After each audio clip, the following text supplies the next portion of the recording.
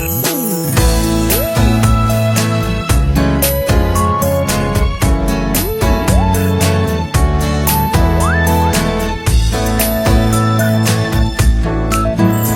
sabihin mo lang ang nararapat gawin upang ikaw ay mapaibig ko.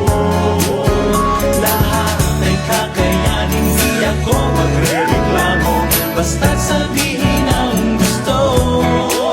Basta't sabihin mo lang na may pag-asa ako, para naman ako'y makontento. Nang di laging kabalo sa ibang may gusto, sadyang hindi ako.